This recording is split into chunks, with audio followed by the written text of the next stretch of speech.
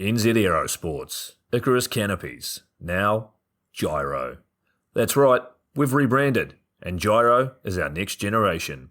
It honours our founder, as that's the name we knew him by, but Gyro also marks the start of a new chapter. And not to be biased, but it's going to be fucking epic. Long story short, we're more us than ever, so if you're new to the sport, or even a Sky God Ninja Turtle, welcome. I think our valiant leader Lucy, Gyro's daughter, says it best. And we still got that fuck yeah attitude. Rebrand! Woo! Rebrand woo indeed, Lucy. Anyway, head over to gyro.com for more info and get amongst your legends. I was 19, broke, unemployed, and sold my girlfriend's canopy for drug money. So I thought I better sew her a new one. What a sentence, and what a story. This describes the humble yet outrageous beginnings of NZ Aerosports, the home of Icarus Canopies, in the words of our founder himself. From getting a paratrooper toy from his mom, watching parachutes at the DZ as a 6-year-old, jumping off the wharf with a parachute made from bed sheets, doing his first jump at 16, sewing his first canopy on a borrowed machine at 19, and starting to sell parachutes out of a garage in 1986, Paul Gyro Martin had an undying love for the sky. Our company started with one man with the wildest of spirits and a true blue sky dream, a renegade. In the time that Gyro created and ran the Icarus Canopies brand until he passed away in 2017, he pushed everything he had to its limits. We miss him, and we always will. Gyro is the next generation of NZ Aerosports.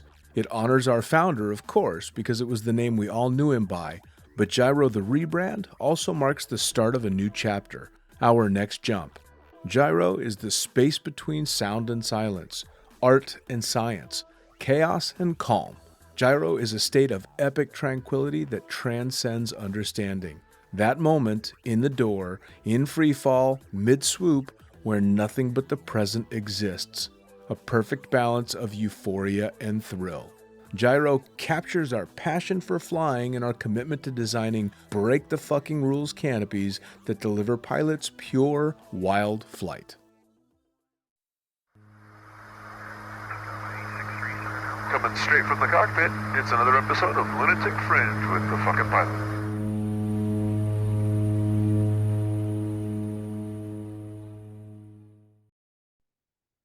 Ready, set, go! Back in the can for another edition of the Lunatic Fringe podcast.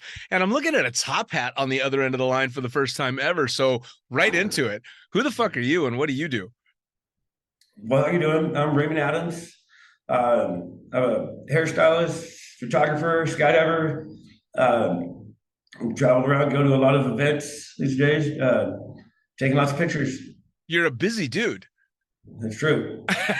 We've been trying to match this one up for a little while now, and it's only been tough because you've been crisscrossing all around the United States, and I'm still in the middle of it, which is pretty awesome. Yeah, absolutely. I've got a lot more coming up, but yeah. So when we started talking, I was in Atlanta, and from there went up to Virginia, shooting a wedding, did some other photo shoots and stuff while I was there with some friends. Made my way to Illinois. One of my really best friends just had a little boy, so I had to go meet the little boy, take some pictures of him. Of course. And then I made my way across. Now I'm in Colorado, visiting a friend here. Then turns out I had some other random, right when I get here, I realized, oh man, I've got these other friends here. I looked like he's a musician that I hadn't seen or talked to actually in several years, man. I hit him up, and bro, hey, hey, you playing out anywhere? It's like, oh, as it turns out, yeah, tomorrow night I'm playing. It was like 10 minutes from where I'm staying. So I ended up getting a bunch of other friends to come and meet, so it was really exciting, to show up there with like 6 people. Sure, absolutely. Now, is that connections all through skydiving and stuff, or it's just life is just handing you all this stuff? Yeah, just a couple of them were skydiving. And then other ones just like the musician, it wasn't through skydiving, but I guess a couple of the others were through skydiving. One of Nice. them, my old skydiving teammate that I learned Nice. to skydive with. Yeah, my buddy, we called him Goat. His name's Derek Griffin. He's not jumping anymore, but yeah, we learned to free fly together back 99, 2000, stuff like that. We had a team Super Freak. Back when it Yeah, was starting. yeah. You know, we were just figuring it out back then. Yeah, man. Everybody makes fun of us buying pizzas. Yes, the pizza delivery and the big baggy. What were they? The old Brand X suits. Oh yeah, I don't even remember those. I ever had that a Tony suit stuff back then, some Dekine rags pants, you know, big baggy. Dekine Yeah, rags. yeah. Well, so before we'll do what we always do on the podcast, and I'll jump you back all the way to the beginning. How did you get started? Not necessarily just in skydiving, but in anything so-called extreme. Um, I mean, so it depends on what you call extreme, you know, just uh, but anything that I do has to be top notch, you know, 100%.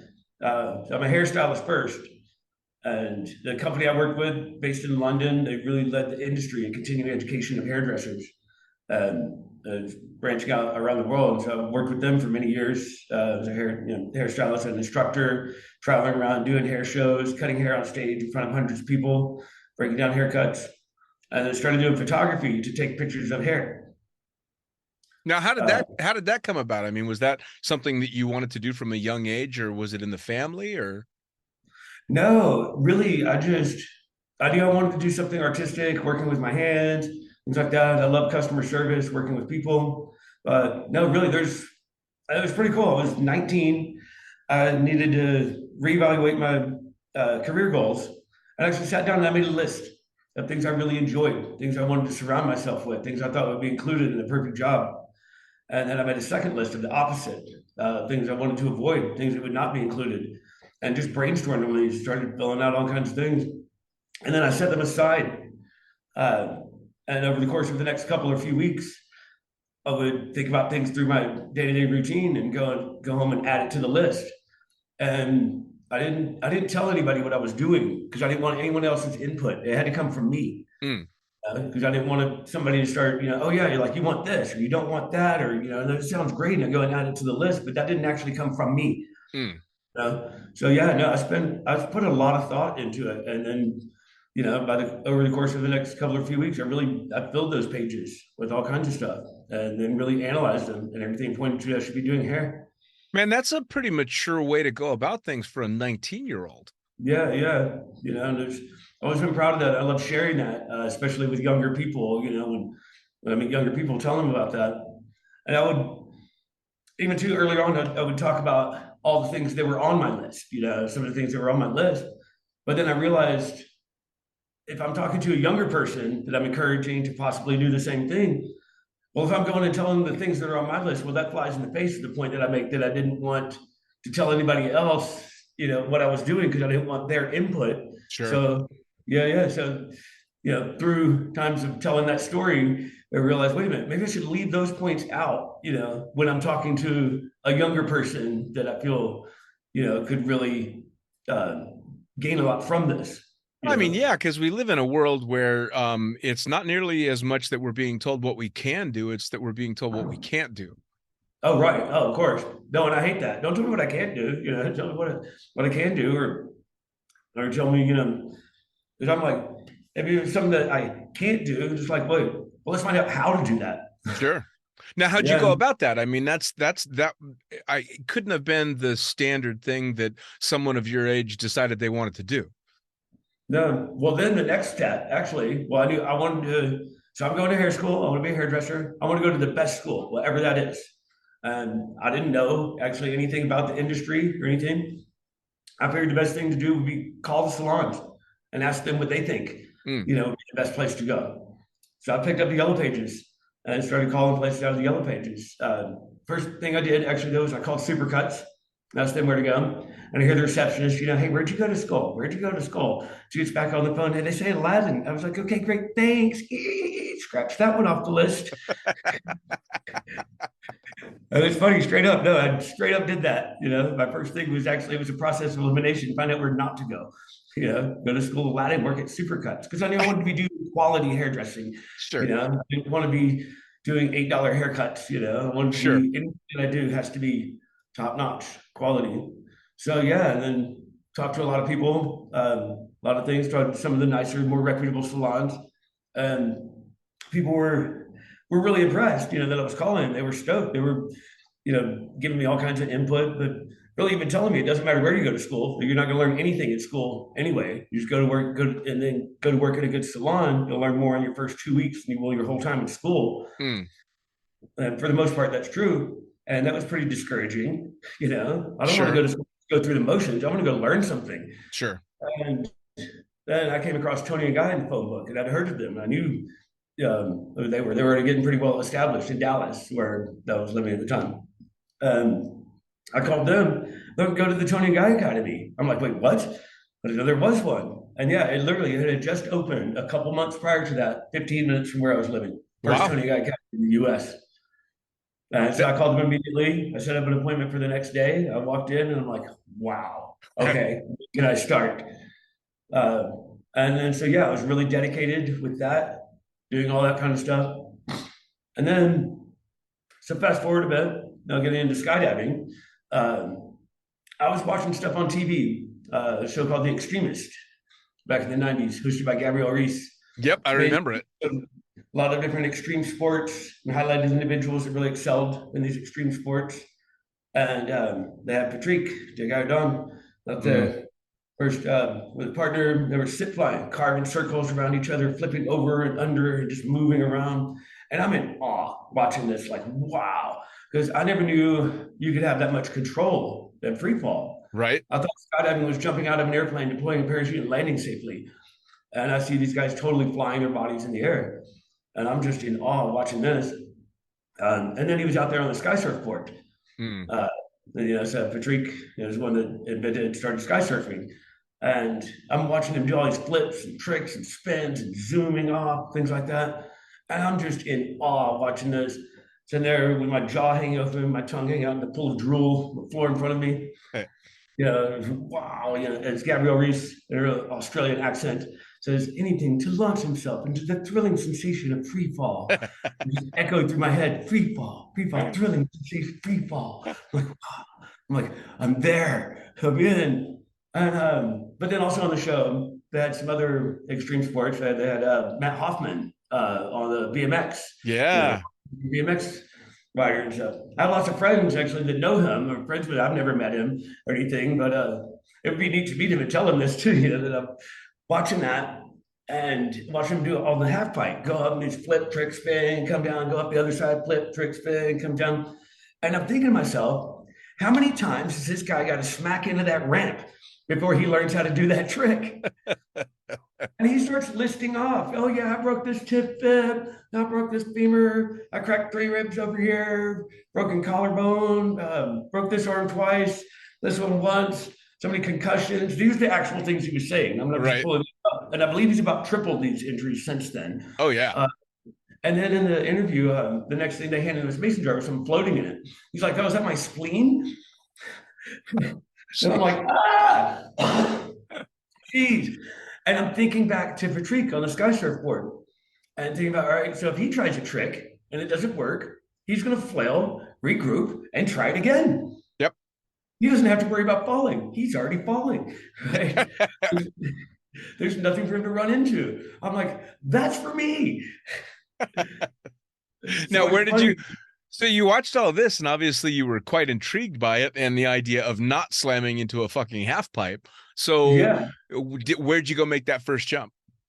Yeah, no, so I started calling and I ended up going to Skydive Dallas. I was in Dallas at the time. Yeah, I went to Skydive Dallas and I didn't go to do a tandem. I didn't go to do a jump. No, I went to become a skydiver. So you knew before you'd ever made that first jump? Oh yeah, definitely. I went to become a skydiver because anything I do, like I go. And so it wasn't just to check it out. So many people, they go do a jump and, saw something and then like, oh, I like this. And it develops into something. But no, I went right into AFF. Now, was it what you thought it was going to be? Or were there a couple of moments where you're like, fuck me, I bit off something here? No, I guess the only difference was from what I thought it was going to be to what not. I'm seeing stuff on that, the X Games, things like that, with the sky surfing and stuff. So I thought that's, stuff like that was what the sport was all about. So I went out to become a sky surfer. And then randomly, actually, at Skydive Dallas at the time, we had 2 X Games competitors there. So yeah, it was Amy and Gary Haas, a team, and then Dan Drury and Rob Chickering, Nice team. So yeah, it was really awesome. Get out there with those guys. But no, I went out and but I had a lot of other stuff going on at the time. I literally only made 30 jumps for my first 2 years in the sport. Right after I went and did the AFF, my first jump, and my car died. So I kept getting in all kinds of trouble. It'd always be like I get pulled over, I get all these tickets, things like that. I was always in trouble, all kinds of stuff. So when my car died, I moved to within walking distance of work. I went 3 years without a car, and I finally got out of trouble. I got out of trouble. I'm probation. I'm like, okay, good. And then and every time I went to go skydive, I had to get one of my WFO friends to drive me out there. Sure. So I'm having to pay for gas, I have to buy breakfast, lunch, I buy beer, all these things. I basically, doubled the cost of each my jump. So I go out and I do one AFF jump a month, and then I do the next one. And then once I got through AFF, then it was going out doing a recurrency jump and maybe a couple other jumps. And then next time I go back out, do a recurrency jump, a couple other jumps. And then I went 2.5 years without jumping at all. Wow. And during that time, I started doing all kinds of other stuff. So with photography, we do all of our salon photo shoots and art team shoots, and we bring in models, have these photographers shoot them and stuff. And I was really inspired by all of that and to start doing photography. So I started working with a photographer on the side, had some connections with a couple of modeling agencies and a modeling school. So I was doing hair for his photo shoots. And we had a makeup artist. So we're a 3-person team doing all these shoots and stuff. And my whole purpose of doing it so I could watch and learn from him. Sure. Doing that. And this is back in the late 90s. And he, with film, everything. And so he even got me involved in the dark room, doing some stuff like that. It was really fun. Nice. So finally I got a camera, 35 millimeter Minolta thing, a couple studio lights. Started playing with that. And it was right at the same time that I got recurrent in skydiving. I went out and I just went hardcore in skydiving. I made 300 jumps my first year back. Nice. Jumping 1 day a week on Sundays. Nice. Working on Tuesday through Saturday. And I realized right away that I was allowed one expensive hobby. So photography went the wayside as I focused on skydiving, going hardcore into that. And it was in 98, late 98, I met the Flyboys. And so it's funny, I talked to some of the younger jumpers and stuff, all these things. They don't even know necessarily the history of our sport. I know. The Flyboys being the first free fly team, and there's maybe even debate on, so Olaf Zipser, the father of free fly. So I don't know necessarily the thing. I don't want to get into the debate or anything like that. But so let's give Olaf Zipser that. Okay? But we can definitely call the Flyboys the first free fly team. Yeah. And they're definitely pioneers, all the stuff. It's funny that you say that the newer generation doesn't know a lot of the history. I got a firsthand example of that when I was flying out in Dubai, and over the years I've become good friends with Omar Al-Hijalan, who of course was out there shredding with Olav. And I'll never forget, Omar was saying something to a group of jumpers that I'm standing there listening to, and he has to go catch a load, so he runs away, and one of the newer jumpers is all, so who is that? Oh, fuck, man. Yeah, right? No. Yeah, no, exactly. Oh, man, I have a great story I want to mention in a bit with Olaf. Nice. Or with Omar, rather. Yeah, nice. Yeah. But yeah, please go ahead. So you met the Flyboys, which, I mean, I met the Flyboys. they were awesome. I knew who they were. I was a bit intimidated. Sure. As I pull up to this thing, what are these guys going to be like? And just as I'm pulling up, getting out of the car, my buddy Dusty Smith, Team Pimp. These guys are Chris Biala and Dusty Smith, Team Pimp, people in magical positions. They taught me to free fly. These guys were amazing. They were talents. They were the shit. So Dusty's, Raymond, come here, come meet the Flyboys. This is right in the parking lot, right when I first pull up. And I walk over, I'm like, oh, these guys. Yeah, Wow, you just tell they're just chill. They're just like us. I can just tell from that moment. You're like bros for life. yeah, man. And this is true, now it holds true. And they're so cool. Most of the weekend was weathered out. So we're hanging out with them, partying and stuff at one of my buddies' apartments, watching some of their videos and stuff. And I'm in awe watching their videos. And I'm thinking to myself that no one is going to get to that kind of level of doing anything 1 day a week. I don't care Right, how much I was banging it out, I did 300 jumps my first year back, but right. jumping 1 day a week. That no one's going to get that kind of level. And then the next part, I realized with them that it was a lifestyle. Whereas Sure. for me, up until that point, skydiving was an activity that I participated in, Right. where I went out on Sunday mornings, banged out as many jumps as I could, and then went home. So after that, actually, I switched my schedule in the salon to start working Monday through Thursday, giving me Friday, Saturday, and Sunday to skydive. Sure. And I started spending nights in the drop zone, and then it became a lifestyle. Sure. Well, and it's So funny it's that you say that because it was those exact guys too, right along with Olav and Omar, that showed me that it was a lifestyle as well. Because it was the yeah. same thing. You know, I started the first turbine drop zone I ever jumped at was Paris Valley, which is Oh, where the awesome. Flyboys were, you know, When was and that? what's that? When was that? That would have been 90, 98, 97, 98. Okay. Yeah, yeah. Oh, So hell yeah, same same time. time frame. And when That's I awesome. actually met the Flyboys, met them, they were actually in Las Vegas where I was working as an instructor in the flyaway tunnel. So I met them as a bunch of goofy guys that we couldn't control that were just bouncing off the walls, having a blast. And then I Yeah. went to the drop zone and met them, and I'm like, oh, now I get it. I get it. It's a lifestyle. These guys, Yeah. this is what they do. This is Yeah. them, you know. And Yeah. Yeah. it was a real light bulb moment. And that's kind of when I was like, oh, I can actually be a skydiver, not just do this for fun. Yeah. No, exactly. And I always talk about that when I talk about them. I talk about meeting the Flyboys changed my life. Yeah.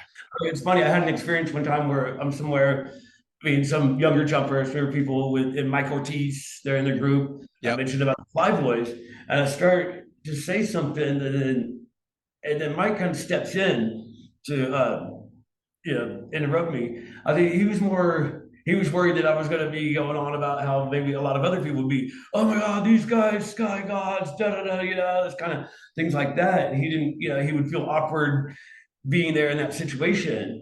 But then he realized, later on, it's like, no, my story about meeting the Flyboys is how they literally changed my life. Yeah, yeah. Yeah. And it's because of those reasons that we mentioned.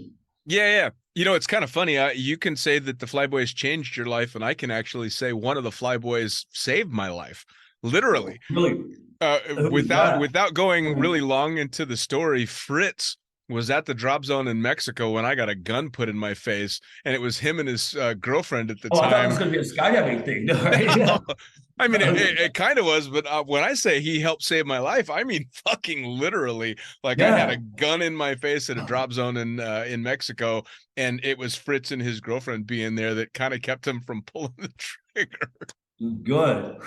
Yeah, man. So hey, we have a shitload in common, man. The Flyboys drastically altered our lives in positive ways. Absolutely. Absolutely. Yeah. No, it's something you mentioned the other day, And then you mentioned, your time in Dubai, stuff like that. I have lots of good friends, that spent a lot of time out there. Junior Yeah, and Nicole, yeah, yeah. Oh yeah. they're really awesome. I did Nicole's hair for their wedding and photographed the wedding. Nice. Like Beautiful that. photographs, by the way. I've seen all of them. I was supposed to be there, but couldn't get out of Dubai.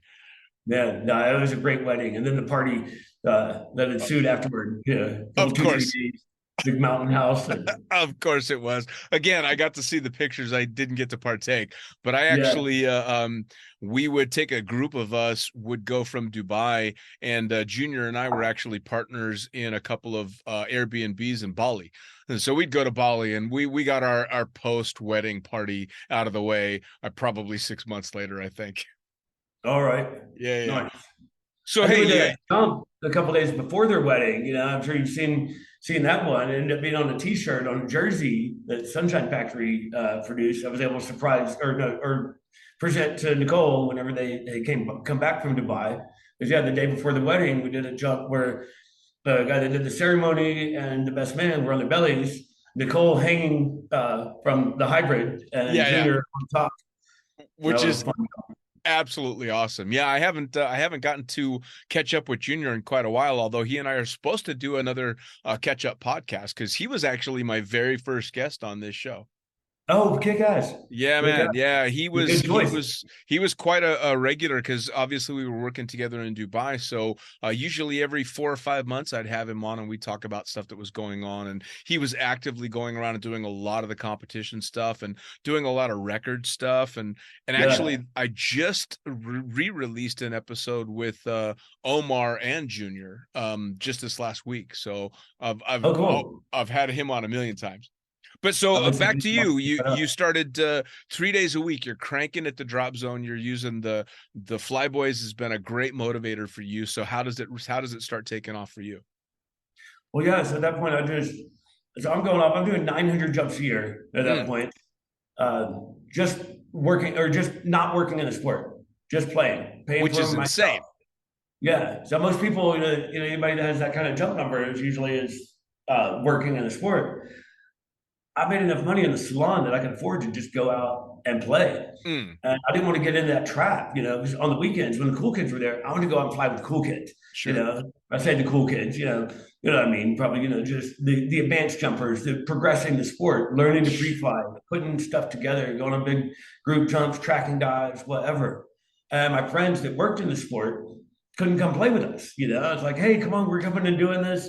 Boom, it's like, I got to go throw this rogue or I got to go shoot this video. They couldn't come play with us. Not to knock that, because I have some friends that are really dedicated to that and giving people their once in a lifetime jump out of an airplane, the best experience in their life, so respect to that. Sure. But yeah, I wanted to go fly with the cool kids. And so now just going off, doing all that.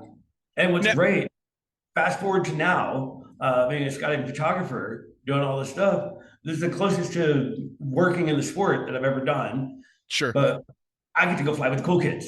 I've got the coolest job in the sport at all. I go to these events, I go to the boogies, even the LOs, right? They've got incredible, that's a great rock star slot, the LO at a big boogie. Absolutely. They've got to be there at 8 o'clock in the morning. They get their group of people together, get everybody manifested, plan, organize the skydive, do the dirt dive, do the walkthrough, put it in the mock-up, walk through it again, do all the stuff, go do the jump, get up, get down, debrief, and do it all over again. Because ultimately, for the drop zone, their job is keeping asses on the plane. Sure. Keeping people motivated and jumping.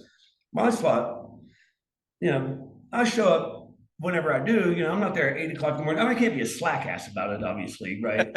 Right. But you're not going to see me there at 8 o'clock in the morning. And then I show up. I go jump with who I want to jump with. I do what I want to do. Like if we want to go do a two-way, let's go. If you and your buddy are doing a two-way, I go jump and fly around you guys doing a two-way.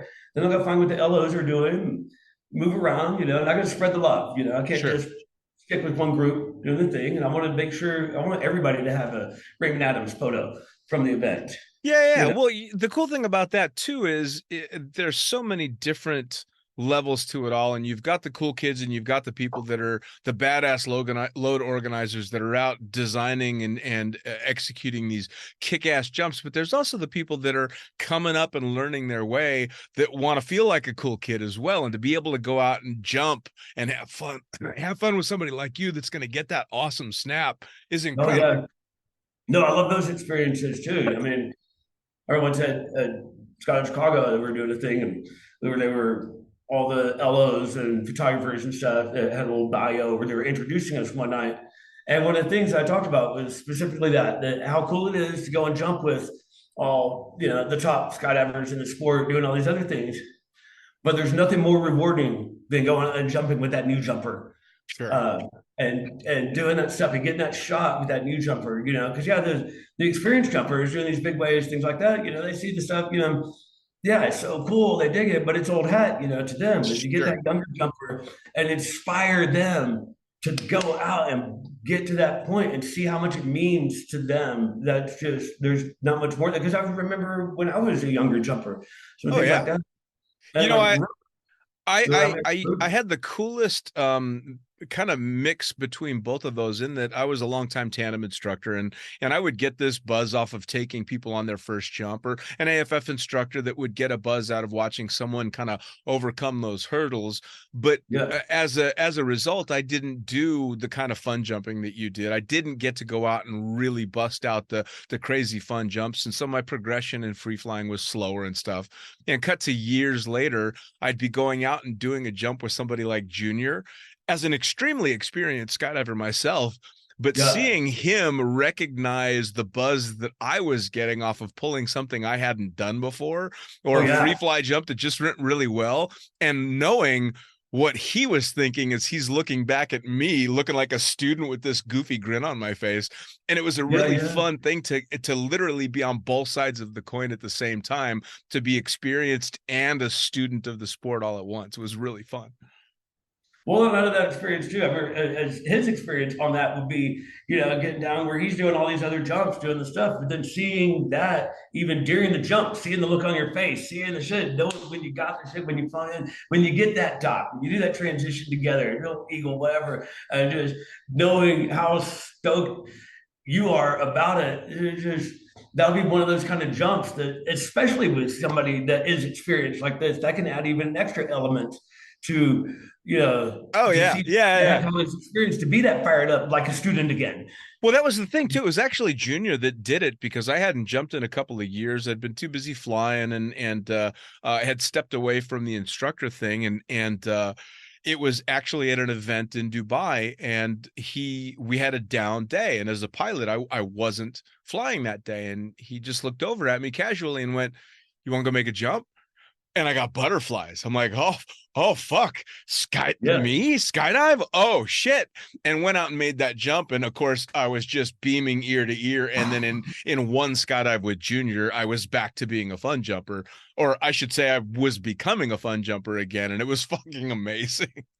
right. No, and that's exactly that point. Because then all of a sudden you're inspired, you're fired up, because we get in our pattern, we get in our, and so yeah, to have something to trigger that, get Yeah, you yeah, ready.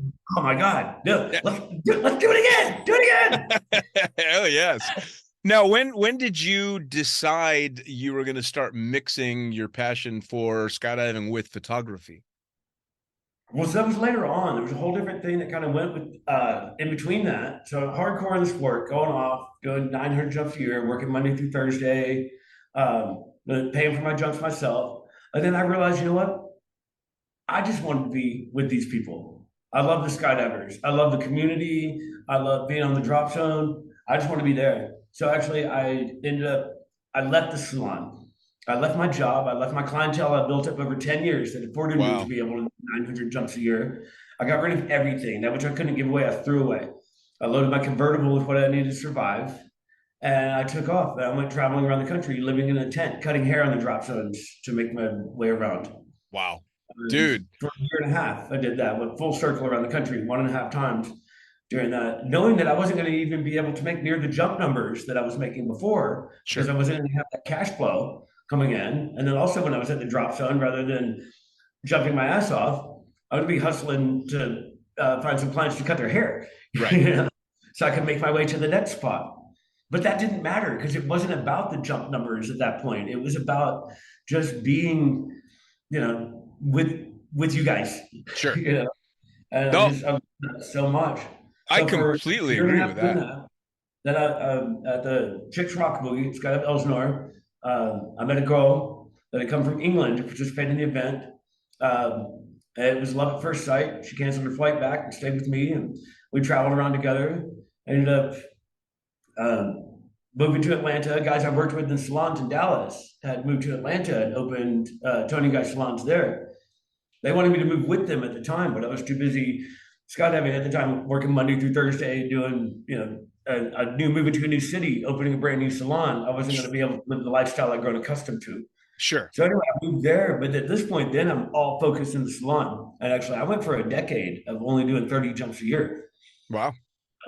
So going from 900 a year, to 30 jumps a year for all this time, because I was focused in the salon at this point, working 6 days a week and just barely getting out, all that. And I started doing Photoshop. So I had some friends, or excuse me, we were doing our salon photo shoots and our team shoots. I had other photographers shooting them.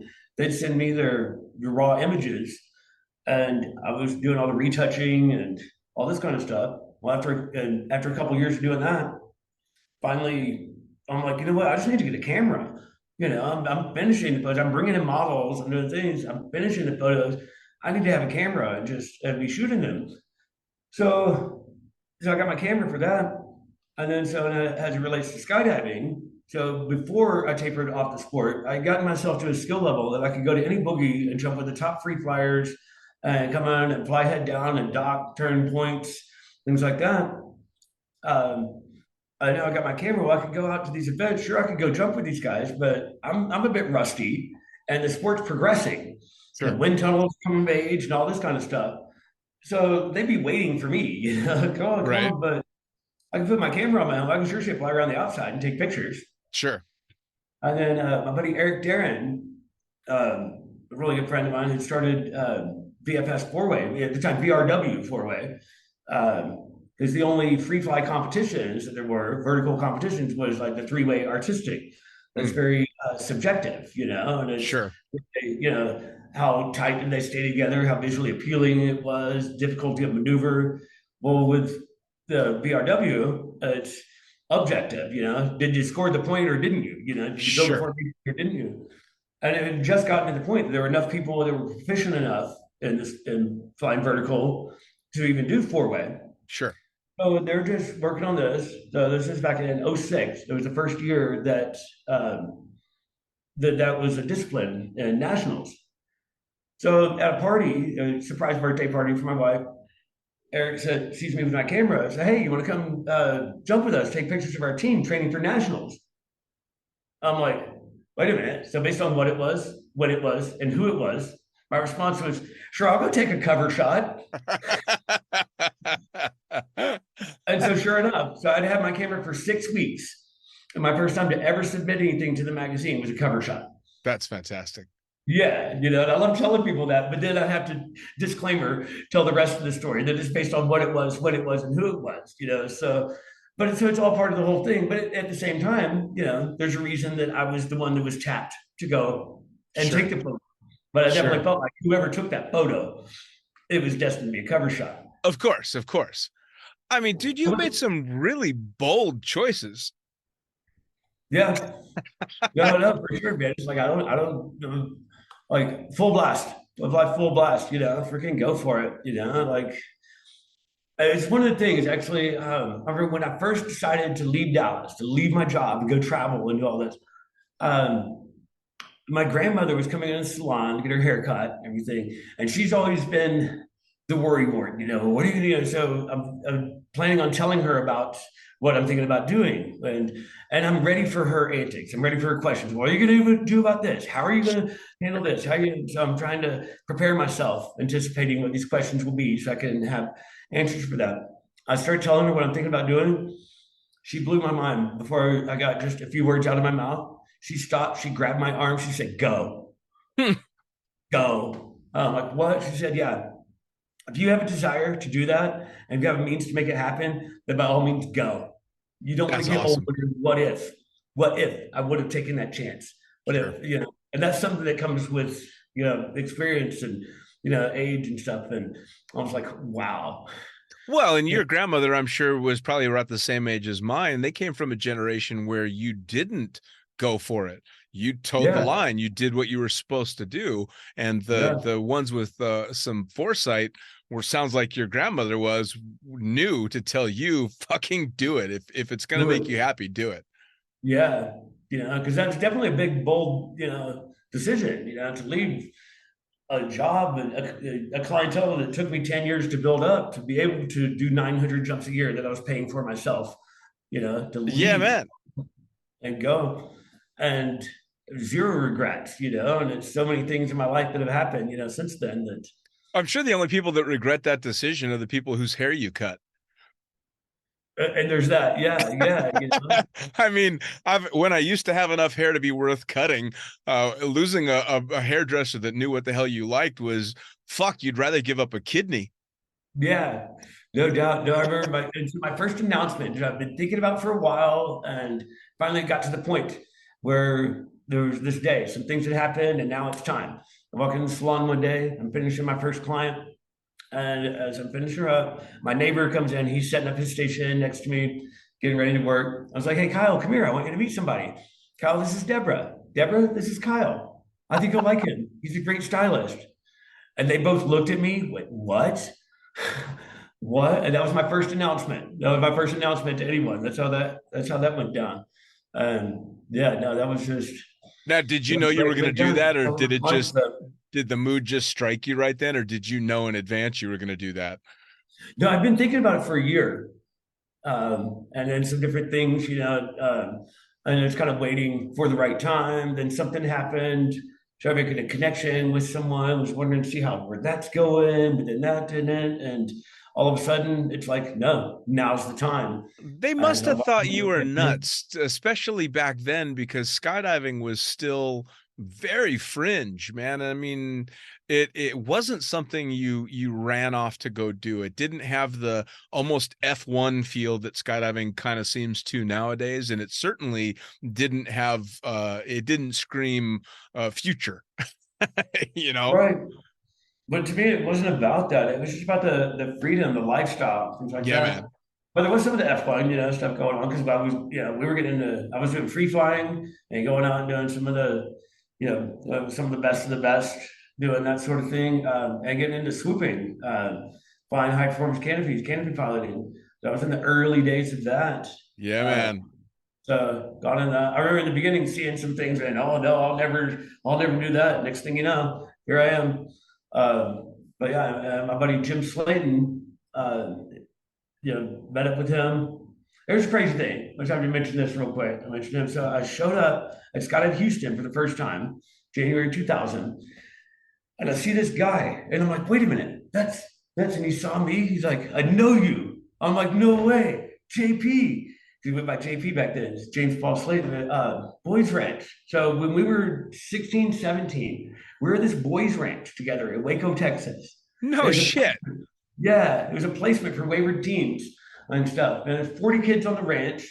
We worked on the ranch, went to school, took classes and stuff, lived in these different home units, 2 kids in each room. He was my roommate.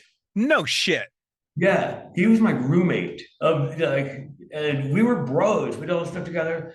I left the ranch on a break. I got some other opportunity for something and ended up never going back. So I wasn't able to maintain contact with anyone or anything. So here it was, or 11, 12 years later. And I show up at Skydiving Houston and I see this guy. No fucking way. My roommate from the boys ranch. Not only are we both skydiving, we're both hardcore in skydiving. I had just over 1,000 jumps at the time. He had almost 2,000 jumps. Yep. We're both into free flying, which free flying was in its adolescence, at best at that point. We were both on teams. He had the Orbit Punks at Skydive Houston. I had Team Super Freak at Skydive Dallas. We were both into swooping. Swooping was very early on. And we were both organizing events.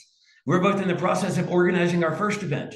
Oh, dude, that's wild. Everything each other said. No way, get out, me too. No way, me too. So, well, and for any of the younger jumpers listening, if you don't know the name Slayton, fucking look it up. Oh yeah. Man. Yeah, there's some history there. Oh, absolutely. And I got more history with him than, like as you just heard, than a lot of people, obviously. Yeah. And we're still bros, I still chat with him time to time. It's been a while since I've actually seen him. Hopefully maybe I'll see him here soon. But we started organizing some swoop competitions there at Skydive Houston back in 2000. Had some smaller competitions and stuff, and that's where I met, a lot of the other big guys, in sport.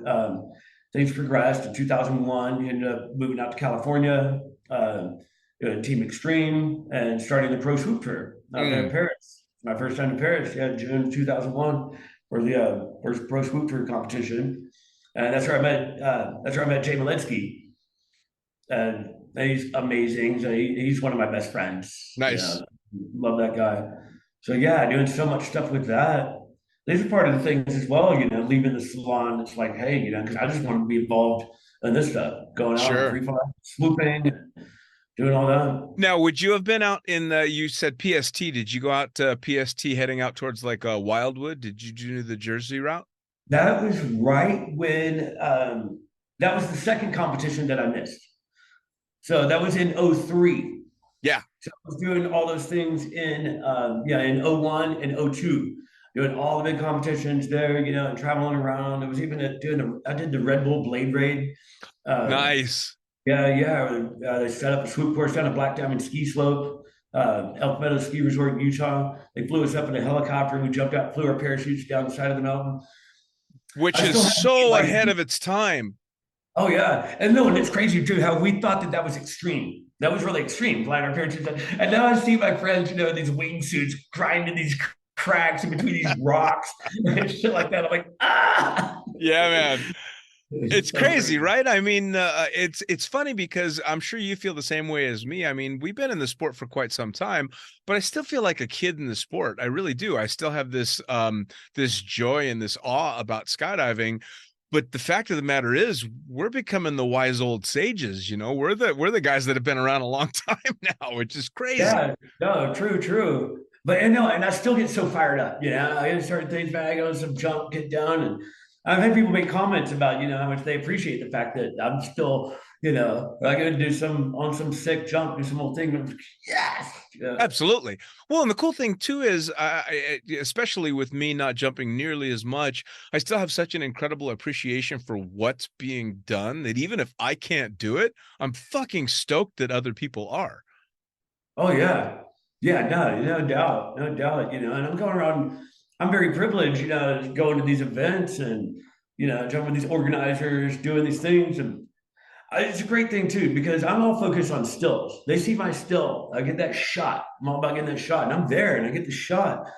They don't need to see the video. Video's too telling. They don't need to know how much I failed to get that shot. They're all looking at the group. They're doing their thing. They don't know. They think I can fly. I was there the whole time. Kidding me? It's funny you say that because I shot a bunch of video too, and I had a buddy years back shoot outside video of me shooting video, and he showed me the video, and I was fucking horrified because I looked like an idiot. I just looked like a train wreck. The body positions I was getting into, all the random shit that I was doing, it was the least pretty flying that I had ever seen. But then you'd watch my video of the jump. You haven't seen me flying. Yeah, but it's all in what they see in the picture frame, right? No, right, exactly. That's all that matters. What was the same with me? Because you watch the video that I shot, and the video was great, but the shit that I had to do to get it was just ridiculous. Oh no, yeah, no, I've had that where I've been like some angle dive going on, and the guy's leading on his belly and everyone's following him. And I'm out in front of him, down below, underneath, looking back, getting that shot, it's like the primo shot. And then he flips around on his back and sees me and busts out laughing. I've literally had that with the organizer see me and bust out laughing. I'm probably like in a daffy, one arm up, one down, and all kinds of, which is not anything like you would, coach someone to, because I'm not even thinking about what I'm doing. But when I was there, but I'm there, I'm in that friggin' slot, Absolutely. School. I was even profiled in parachute a few years back, man. That was an incredible honor. One of the questions they asked, actually, what's your most embarrassing moment in free fall? I was like, well, let's just say anytime somebody sees me flying. So I'm better behind the camera. Sure. Now, when you're going out to do a jump where you're aiming for shots, are you scripting that jump prior to, or is it just an in the moment? I need to get over there to get this angle. I mean, that depends. Sometimes it is just kind of moving around. But if it's a specific jump and I've got some idea and I know where I want to be to get a specific shot and that sort of thing. So I am planning on that. And there's a difference too, where people refer to me as a videographer. I'm like, no, but I'm a photographer. Oh, it's the same. Well, I mean, it's not really, Sure, I have a video camera. Most times I remember to hit record. Sometimes I even watch it. Sure. Less than 5% of my video I even watch. But then it's good to have because every now and again I get that one that I have to check out that video. Sure. But even so, moving around, say on the angle dive or something, if I was flying for video, I might be zooming around, carve around this, doing that. But I'm flying for stills. I'm trying to get right at that one slot to move around and get where I can see everybody, Yep. where everybody's in it. I get their faces, I get the things where nobody's eclipsed by someone else, that sort of thing, you know. So there's that difference, you know, to be flying for stills rather than flying for video. And that's unusual nowadays too, because I mean, come on, we're in a TikTok, YouTube world now where it's all about that, 15-second video, and it's not necessarily about that beautiful still shot. Right. So yeah, and still though, you know, there's not been a 15-second video on the cover of Parachutist magazine. Never will be. So moving forward, where do you see yourself going? I mean, right now you're literally traveling the whole country and visiting people and having an amazing time. What does the future hold for Raymond Adams?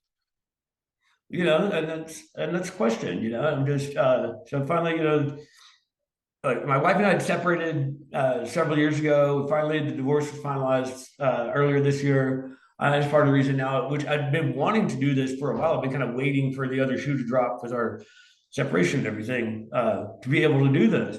And so I've got a lot of things going on. And so honestly, yeah, there's some, you know, soul searching, you know, going on, finding myself. I don't see myself settling down, doing anything anytime within the next year, at least. And so just going around wherever I can and getting, you know, more active into shooting, you know, these events and going out, and I'm shooting all kinds of stuff. You know, I just did some portraits of one of my buddies and his daughter yesterday. And Nice. whenever we're done here, I'm about to go out. My buddy that was performing the other night, he and his wife and his two beautiful daughters, I'm about to go do some family portraits with them. Nice.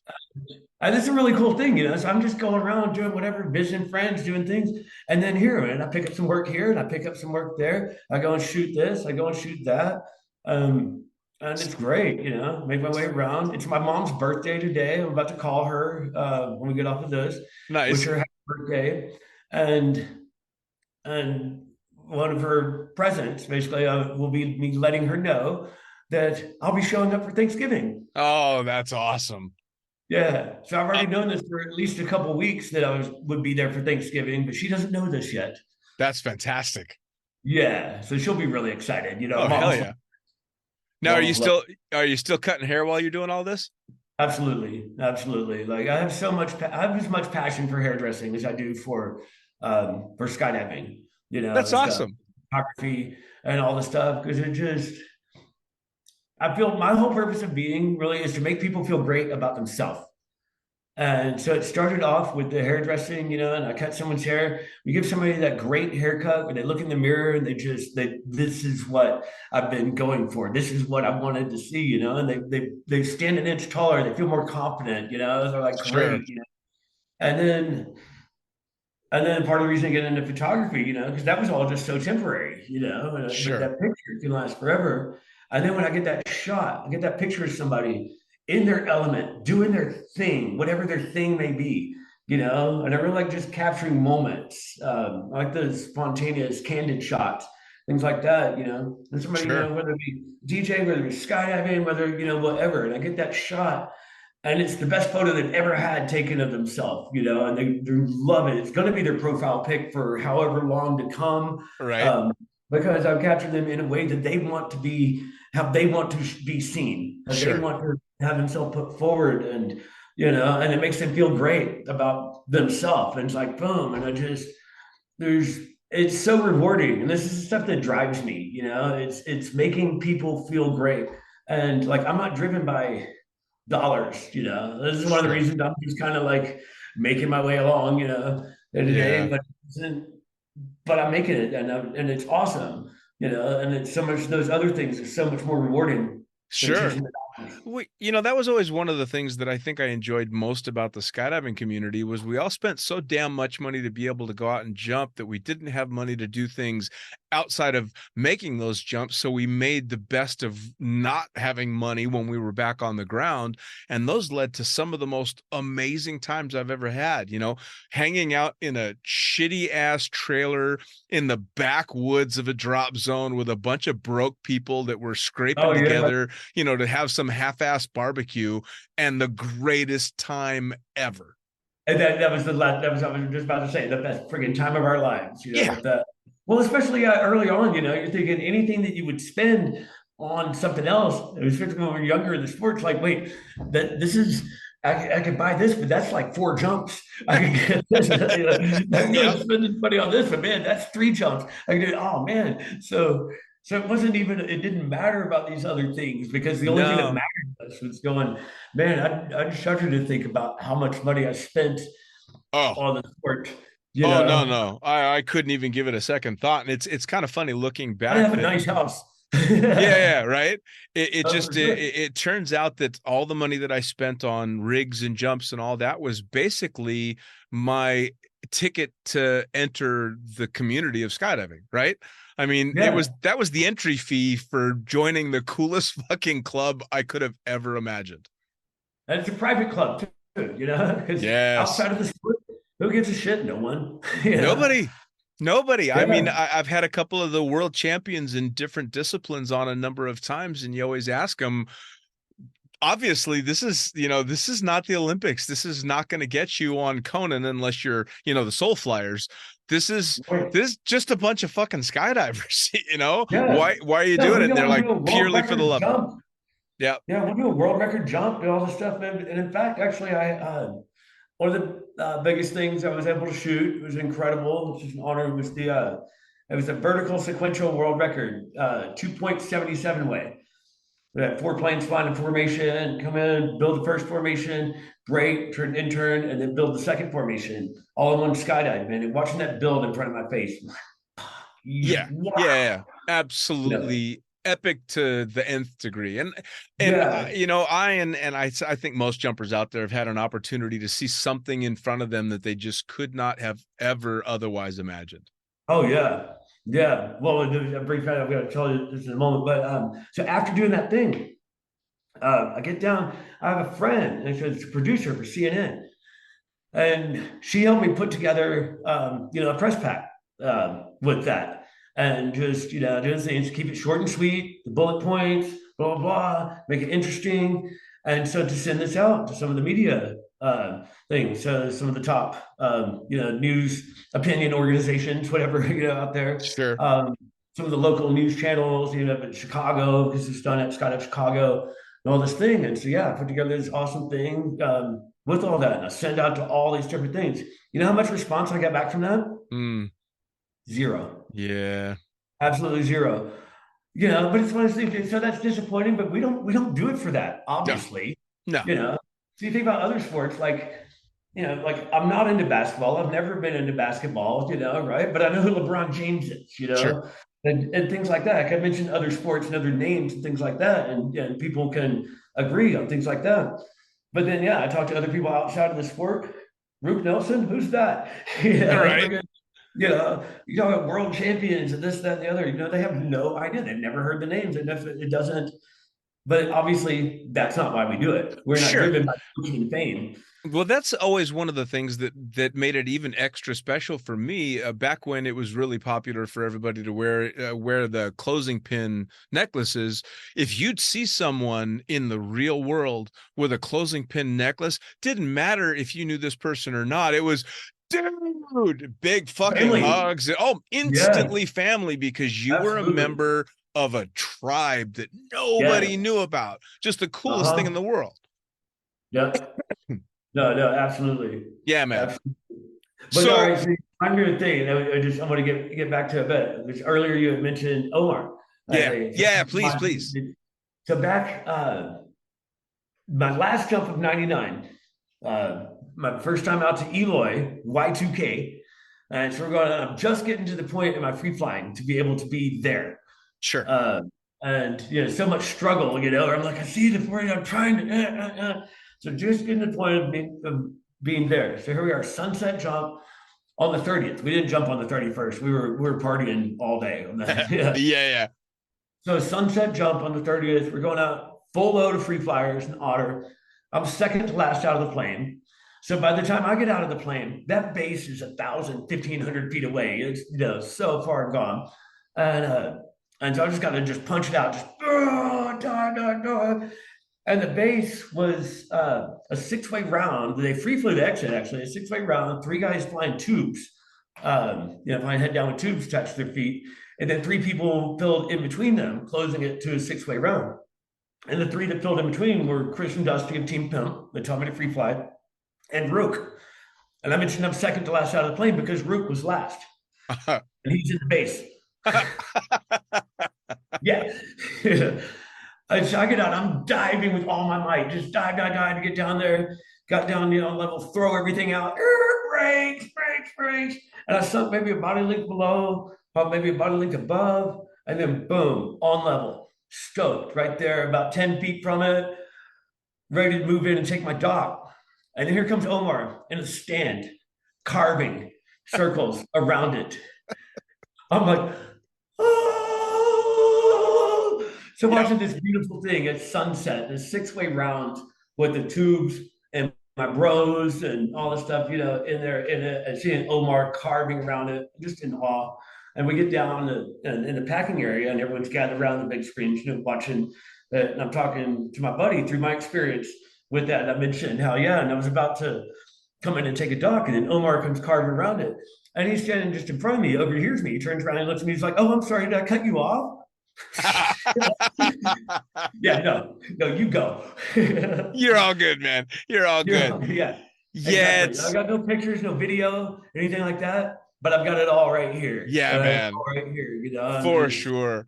It's in more times than I can count in the sport, you have those holy shit moments, I can't believe type of things. And my big one with Omar was after I'd been in the sport, 26 years, the first time that I'm sitting in Siang Bochi with him helping do stuff on the ground for Everest Skydive, hanging out with Omar, shooting the shit, watching canopies land around all these mountains. And you just can't not just how am I gotten this lucky that I'm getting to see this and do these things with these amazing people who are just like, yeah, man, come on, help out. Let's have some fun. It's just, it's gotta.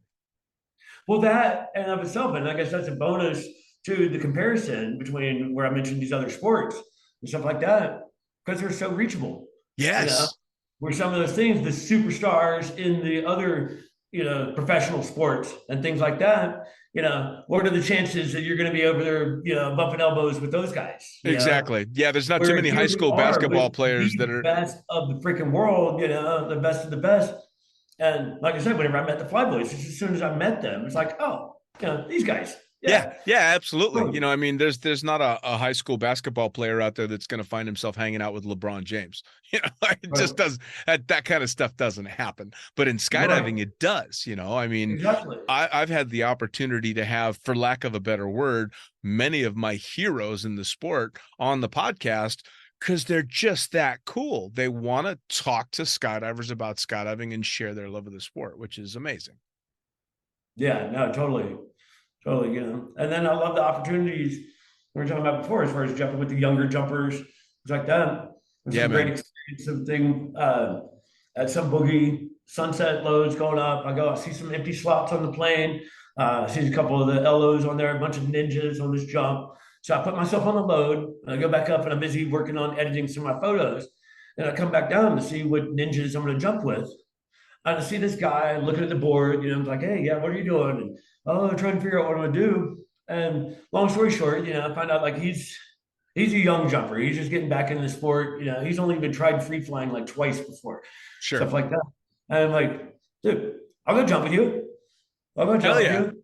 And he didn't even know who I am. Not that I'm anybody, or anything, but, and so, yeah, we go out and do this jump, man. And it was, so I kind of, was helping him along the point, giving some pointers of like sit flying and stuff.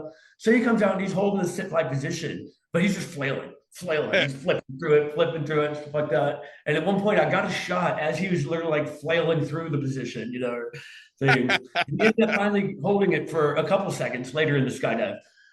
But I get this shot of him, and it looks like he's just solid with this thing. He's got this grin from one ear to the other, sunset, all this shit, man. And I got down and I made a square version of it to have for his Facebook. And literally 10 minutes after landing, I handed him a 4x6 print of this photo of the thing, man. And it's just, dude, what that meant for him, Of course.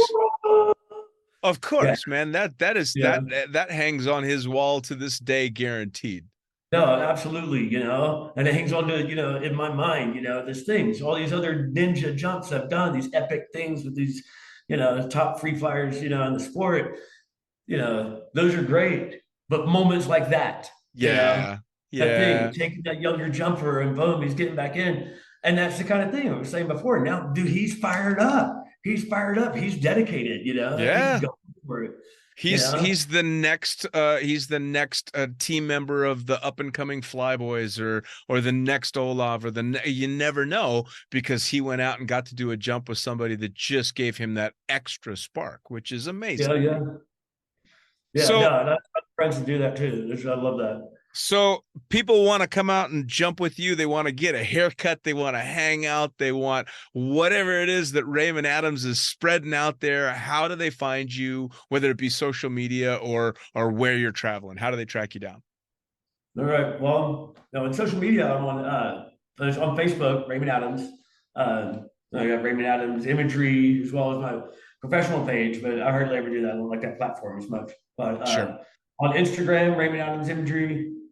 My next big skydiving event that I'm going to is Invasion, Skydiving Sebastian, over 2 years. So yeah, come out to that, guys. That's always a good one. So I was there last year, incredible. Got some awesome jumps, and sometimes the weather can be hit and miss, but the party is always a hit. Absolutely. Well, I'll tell you what, Raymond, I cannot thank you enough for taking the time to sit down with me today. And I want to tell you right now, we got to have a round 2, because I know I've not even scratched the surface 1/100th of the stories, and I want all of them. So let's make sure we do this again, because I guarantee people are going to love hearing it. No, that sounds great, man. We'll have to do a lot of them, Jeff. and this is great. I really appreciate you. I was, and for me, it's morning. I've just woken up. I've been a little intimidated. How I'm going to come across. What am I going to be able to say? But no, this has been great. No, man, it's really been fantastic. And make sure the next time, because you'll probably see him before I do, give Junior a big hug for me. Say hello to everybody that I know. And if they don't know me, say hello for me anyway. Oh, yeah, absolutely. No, likewise. Thank you so much. Thank you. See you guys soon. See ya. Well, there you have it. Another episode of the Lunatic Fringe podcast, brought to you as always by, not as always, actually. Brought to you now by Gyro. Formerly known as NZ Aerosports, you'll head to gyro.com for their next level line of canopies. By Pussfoot, the Extreme Sports Collective. Head over to pussfoot.com to check it out. By Summit Parachute Systems, check out summitparachutesystems.com to talk to Jarrett Martin and the gang about kick-ass pilot rigs, rigging courses, and more. By Flyaway Indoor Skydiving, go to flyawaytn.com and check out all the cutting-edge stuff to come. By Pure Spectrum CBD, head to purespectrumcbd.com to check out their wide range of CBD products. And as for us, head to the lunaticfringepodcast.com to listen to any of the hundreds of episodes currently available. Hit the link for our YouTube channel, pick up your copy of the Lunatic Fringe book or The Accidental Stripper, and get a sneak peek at upcoming guests. Once again, thanks for listening, and we'll see you next time.